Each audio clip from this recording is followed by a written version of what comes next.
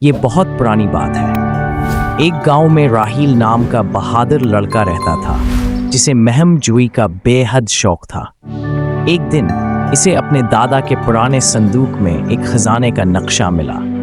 یہ نقشہ ایک پراسرار جنگل کی طرف اشارہ کر رہا تھا۔ اس نے فوراً اپنے دوستوں فہد اور زینب کو بلایا۔ تینوں نے نقشہ غور سے دیکھا اور ایک دوسرے کی طرف حیرت سے دیکھنے لگے۔ راہیل پرجوش لہجے میں بولا، یہ خزانہ ہمارا منتظر ہے، ہمیں فوراً نکلنا ہوگا۔ مہم جوئی شروع ہوئی۔ تینوں نے سفر کی تیاری کی اور جنگل کی طرف چل پڑے۔ جیسے ہی وہ جنگل میں داخل ہوئے، ماحول میں ایک عجیب سا سکون اور پراسرار خاموشی چھا گئی۔ درختوں کی سرسراہٹ، پرندوں کی خوفناک آوازیں، ہر طرف سنسنی پھیل چکی تھی۔ اچانک راہیل کو زمین پر عجیب و غریب پنجوں کے نشان نظر آئے۔ فہد گھبرا گیا۔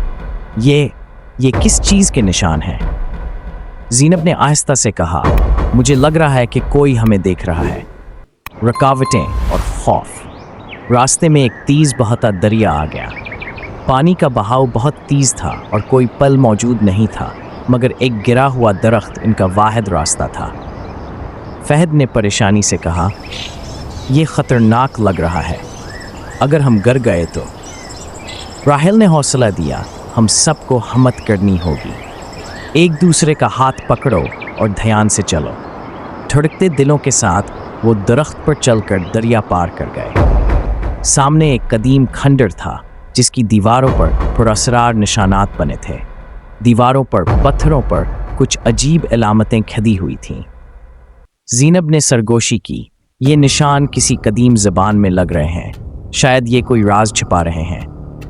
راہیل نے ایک خفیہ نشان پر ہاتھ رکھا اور اچانک راز کھلنے لگا۔ دروازہ خود بخود کھل گیا۔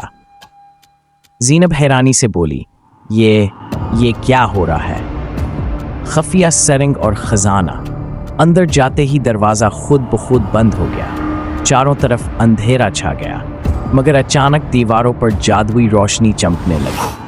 روشنی نیلے رنگ کی تھی اور ایسا لگ رہا تھا جیسے دیواریں خود کچھ کہہ رہی ہوں۔ ایک دیوار پر لکھا تھا، یہ دروازہ سچائی سے کھلے گا۔ راہیل بولا، ہم خزانہ لینے نہیں، سچ جاننے آئے ہیں۔ دیوار کھل گئی۔ اندر ایک سنہری صندوق پڑا تھا۔ جیسے ہی انہوں نے اسے کھولا، خطرہ، سرنگ لرزنے لگی، پتھر گرنے لگے، دھول ہر طرف پھیل گئی۔ یہ جگہ گرنے والی ہے۔ زینب چیخ اٹھی، بچاؤ کی آخری کوشش۔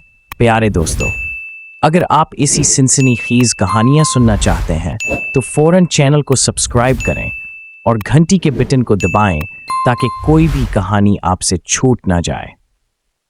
تینوں خزانے کا ایک حصہ لے کر تیزی سے باہر کی طرف دوڑے۔ جیسے ہی وہ نکلے، بڑا دھماکہ، غار زمین بوس ہو گئی، گرد و غبار ہر طرف پھیل گیا۔ فہد نے لمبی سانس لی، ہم بالکل وقت پر بچ گئے۔ راہیل نے نقشہ دوبارہ دیکھا اور مسکرا کر بولا، شاید یہ ہمیں کسی اور خزانے تک لے جا سکتا ہے۔ کہانی ختم، یا شاید ایک نئی مہم کا آغاز۔